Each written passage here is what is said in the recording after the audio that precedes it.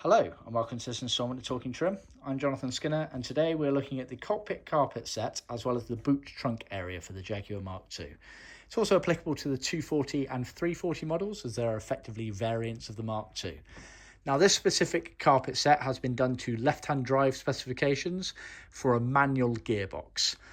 Basically the carpet sets varied between left-hand drive and right-hand drive and also between automatic gearbox and manual gearboxes. But they didn't stop there. There are a few other variants. There were actually two variants of the automatic gearbox, and there's also some differences on the front floors between the early cars and the late cars. We have patterns for all of them, and it is definitely worth checking out my other videos, as I have done some other Mark II carpet set videos showcasing different variants of them, so be sure to check those out, some of which will be linked at the end of this video, so be sure to check those out. Otherwise, just look on the YouTube channel and you'll see them.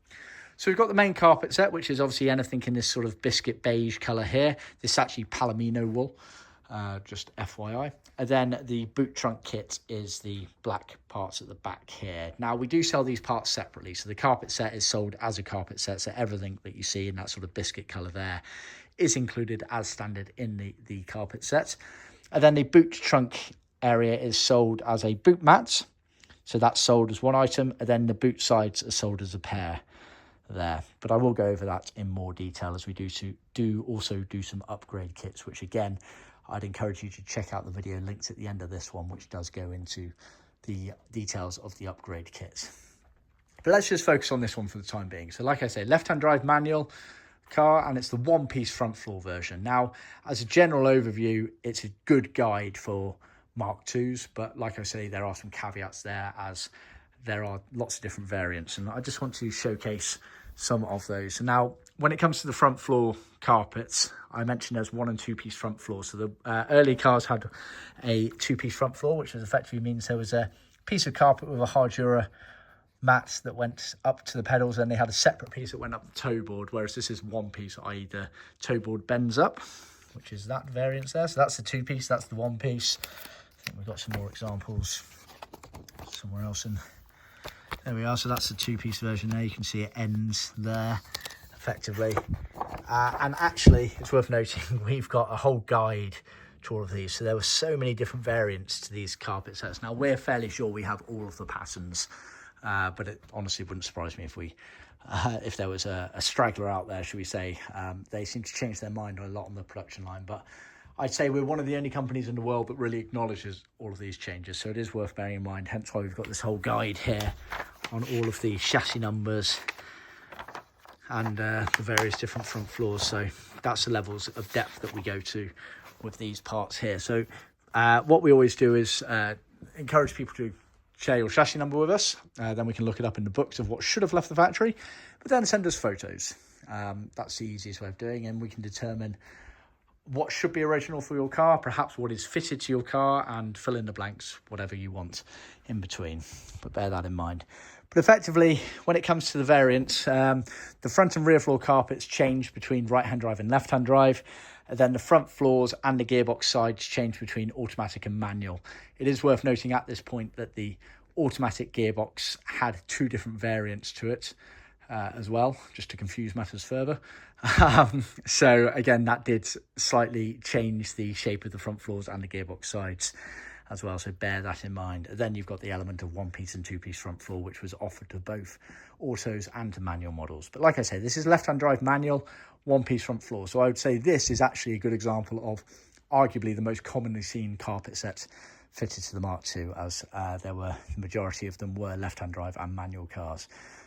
Now, as I've mentioned, this has been done in palomino wool and edged in biscuit. It's to match the customer's biscuit interior.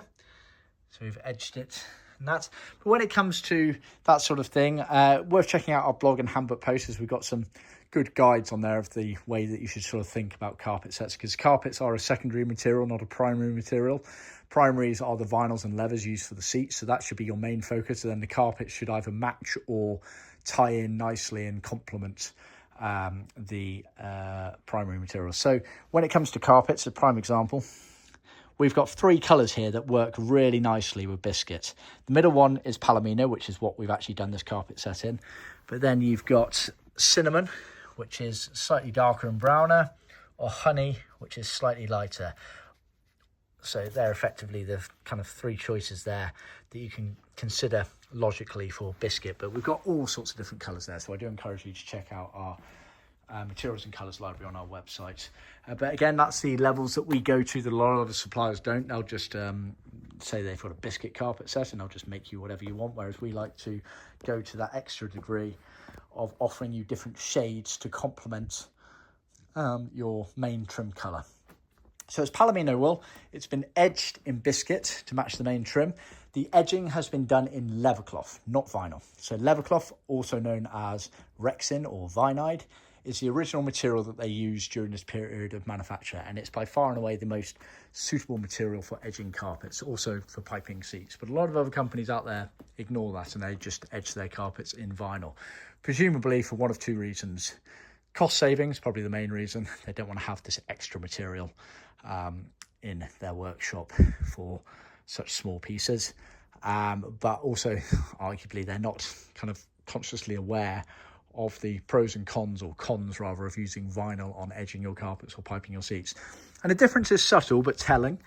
Leathercloth's a bit thinner, but it's a lot more robust, so it wraps around the carpet a lot neater, whereas vinyl's a bit more clunky and cumbersome, and it creates a kind of almost a fatter piping and sort of wrinkles effectively, whereas this really does wrap around nicely. It's also, like I say, more robust. The coating on the top of the Leathercloth is very robust, so you can kind of scratch down it and it doesn't do anything, whereas if you did that on vinyl, you'd constantly be snagging it.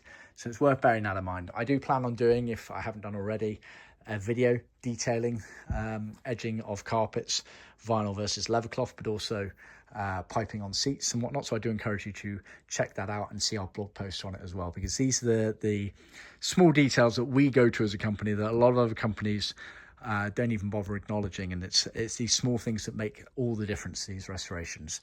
So anyway, we edge our carpets with Leathercloth, as you should. You'll notice that not all the carpets are edged.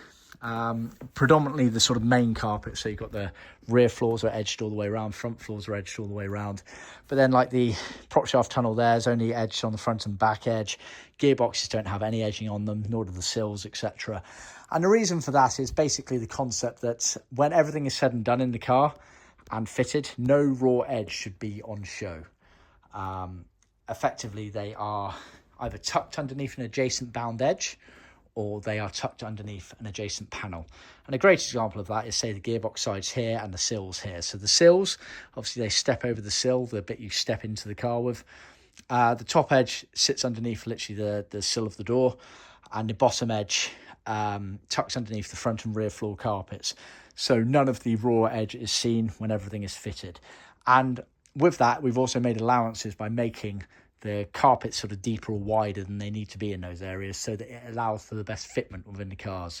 There's always a lot of sort of fear and uncertainty, should we say, in the industry, where people assume that you can't make pre-manufactured kits that fit these cars because of the inconsistent factory production lines. And that's true to an extent, but I'd say more people use that as an excuse for poorly templated patterns than anything else. And what we've done over the years is worked with some very high-end restorers in the industry to ensure that our patterns work seamlessly, or as seamlessly as these cars allow during the fitment process. And part of that is making these parts deeper and wider than they need to be, so that, say, small differences on, say, the floor pans or the gearbox sides or something like that are wiped out by the fact that we've made certain parts bigger, and so they tuck underneath, and so all of the pieces seamlessly fit together.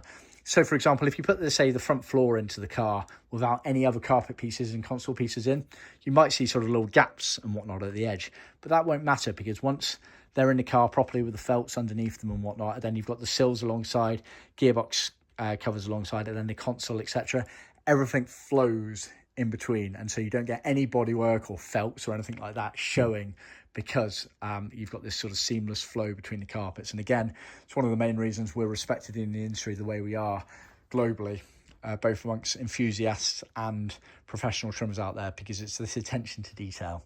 So that's the concept on edging carpets. Basically, no raw edges on show when everything is said and done, if that makes sense. So let's start at the front of the car. Let me just grab the book so I can give you a bit of a guide to the pieces. So like I say, the carpet set is sold as a kit. So it's all of these pieces in this palomino wool, as well as these loose vinyl pieces, which I'll come to in a second. That is the carpet set. We sell the boot kit separately. Both the boot kit and the carpet set are sold as standard within the trim kit. So they are included as standard within the trim kit. So bear that in mind. So let's start at the front of the car. You've got the gearbox sides, nice and easy. Lost my place in the book, bear with me.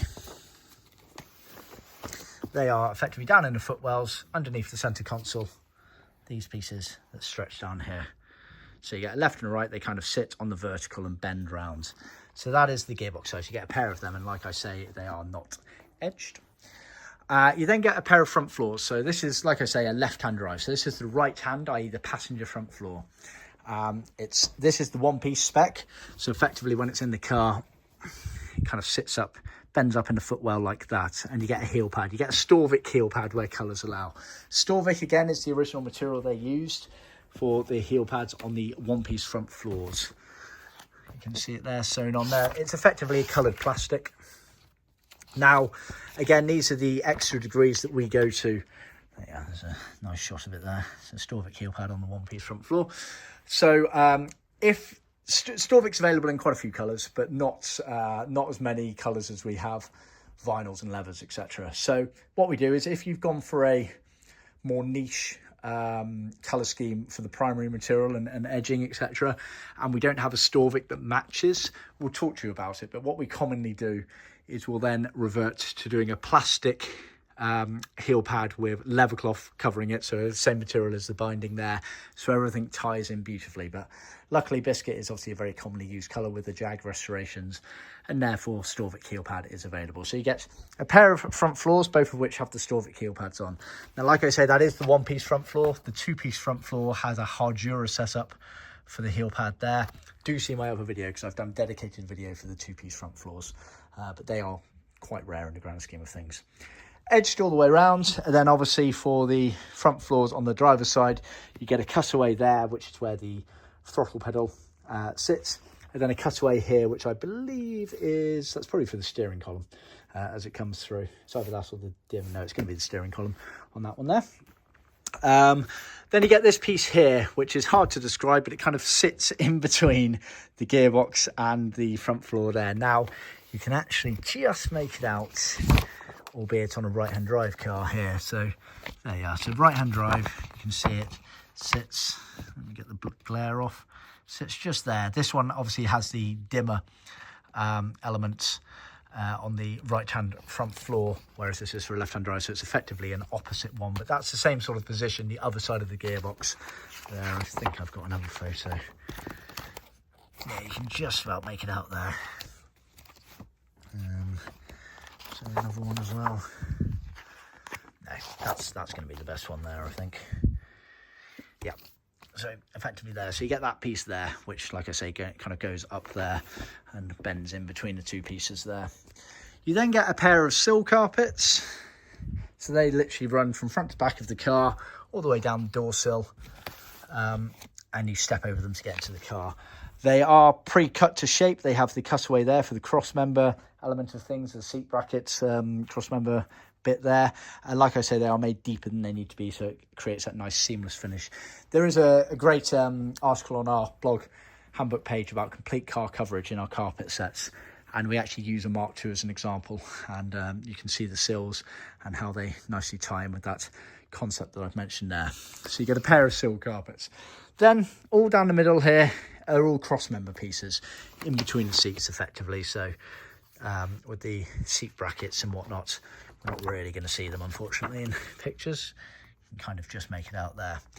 And you get a mixture of carpet and vinyl, and that's because from car to car some of these changed, but basically you'll end up with some spares basically there. Some people choose to do the bits in vinyl, some people in carpet, so we prefer to oversupply and allow you to have the choice of what you want to do there. So you get lots of different pieces of vinyls there, and then these here I think are for the little mounts that go on the seats, etc.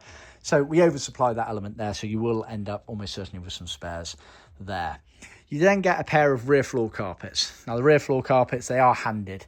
So left-hand drive, which is what this one is. Let me get to the correct orientation, facing forward. Left-hand drive is obviously this one here, and it means that you have this cutaway here, which is where the handbrake goes on the car. Now again, this is a right-hand drive, but it's the same concept there. So on the outside edge of the car, you get this cutaway, which is allowing for the handbrake area there. You then get slots pre-cut in them for the seat runner element or seat bracket side of it's there. So they are edged all the way around. You get a pair of them there.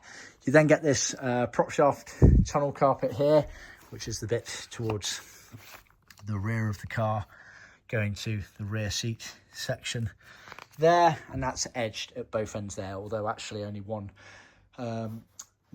element of it is on show because the other bit is covered by the console there. And then finally you get these L-shaped pieces here, which go directly below the rear seat. There we are, perfect. So this is the rear seat area without the rear seat in it. It goes kind of wraps round. It's actually not the best picture. I'm sure I had a better one.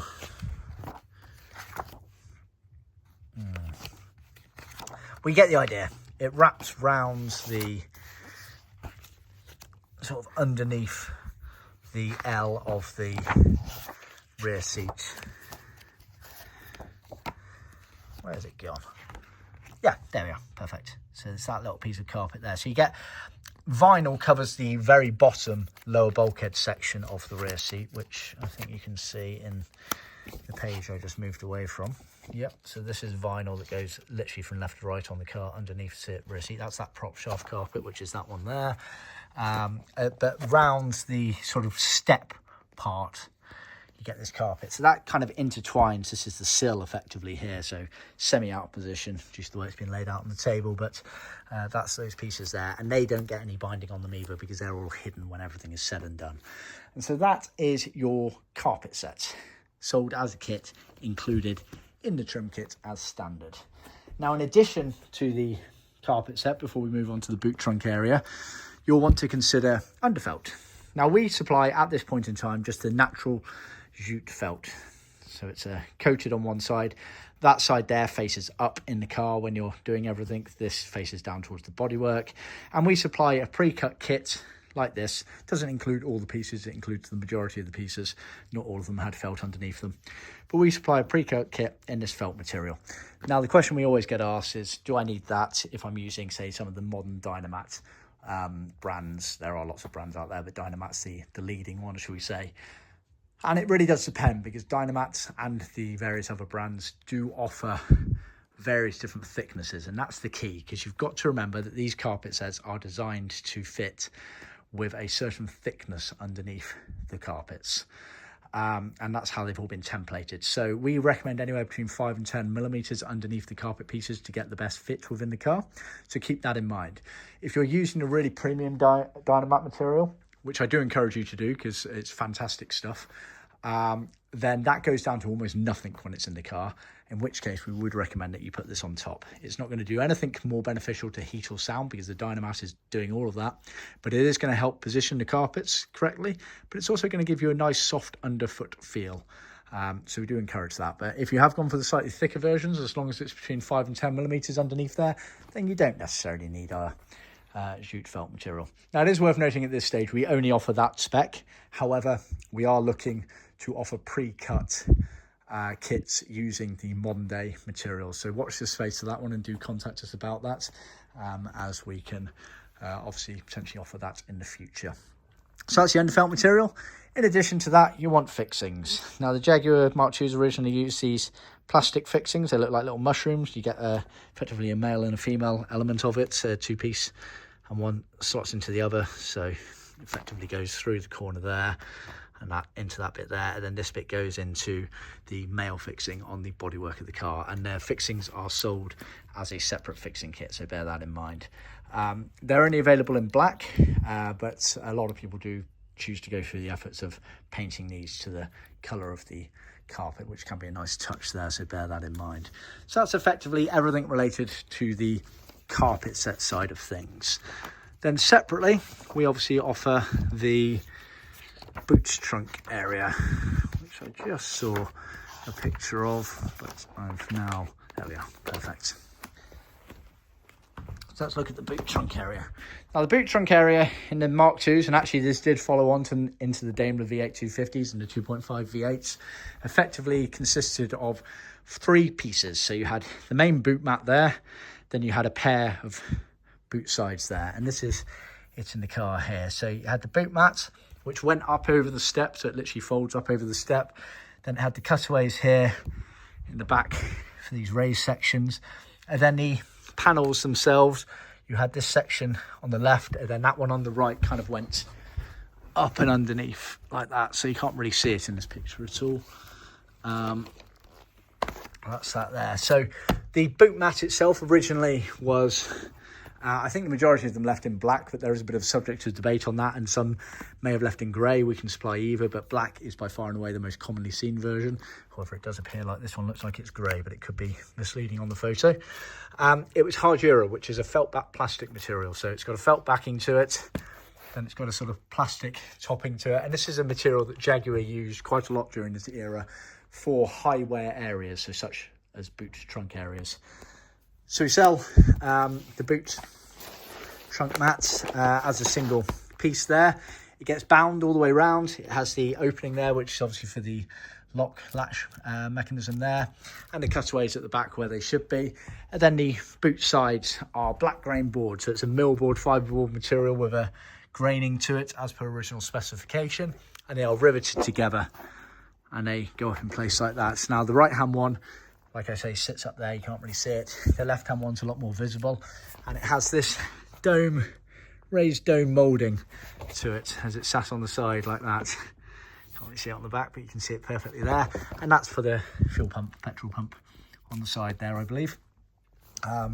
So we sell those panels as a side now, as a pair, sorry.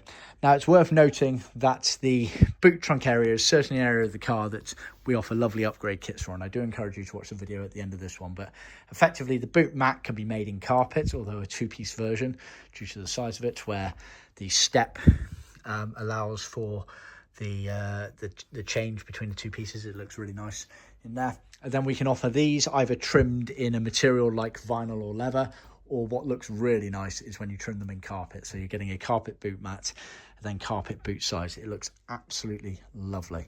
So I do encourage people to consider that option there. Now, in addition to that, for the carpeted versions, we can also offer sewn wheel arch trims there, which go literally over those exposed bodywork wheel arches. So originally they were always exposed. Basically this rear bulkhead was always exposed, as were these wheel arches on the side here, but we offer a sewn kit in carpet to cover those up. And we can also offer a piece of either hardura or carpet that trims that rear bulkhead area there as well. So it is worth checking out that other video, because the upgrade kit looks absolutely lovely, especially in a Mark II where the boot trunk area is quite spacious. And so it really does, I think, makes a world of difference if you really spruce up the boot trunk area of your car, because it's an area that not many people focus on and pay much attention to. So if you've done it, it's an eye catcher, it's a head turner, shall we say. So do check out that video. But as standard, it was the black hardura mat and millboard side panels as standard, with other areas exposed bodywork paint. We sell the boot area completely separately to the carpet. So the carpet set's sold as a kit, the boot mat's sold as a single piece, and the boot sides are sold as a pair.